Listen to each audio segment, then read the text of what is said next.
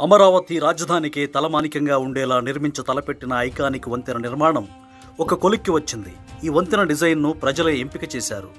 4 రకాల డిజైన్లను చంద్రబాబు ఖరారు చేయగా వాటిని సిఆర్డీఏ ఓటింగ్ కోసం ఆన్లైన్లో పెట్టింది.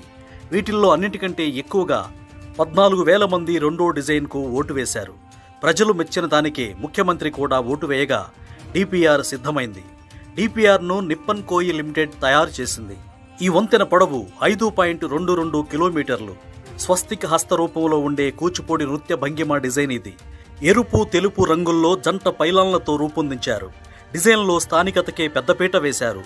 అమరావతిలోని రాయపూడి నుంచి కృష్ణానదికి అటువైపున NH65 వద్ద ఎన్టీఆర్ జిల్లా మూలపాడు వరకు 5.22 కిలోమీటర్ల పొడవున కేబుల్ బ్రిడ్జిని నిర్మిస్తారు. విజయవాడ హైదరాబాద్ జాతీయ రహదారితో అనుసంధానించడం వల్ల 35 కిలోమీటర్ల దూరం తగ్గుతుంది. భవిష్యత్ అవసరాల దృష్ట్యా వంతెనను 6 లైన్లుగా నిర్మిస్తారు. 2 వైపులా కాలిబాటలు ఉంటాయి. 2,500 కోట్ల రూపాయల వ్యయమయ్యే ఈ ప్రాజెక్టుకు త్వరలో టెండర్లు పిలవనున్నారు.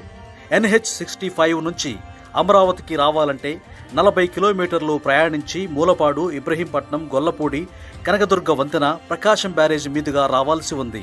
వంతెన వల్ల మూలపాడు నుంచి 5 కిలోమీటర్లు ప్రయాణిస్తే అమరావతిలో అడుగు పెట్టొచ్చు. 35 కిలోమీటర్ల దూరం. విజయవాడ నగరంలోని ట్రాఫిక్ సమస్యలు తప్పుతాయి.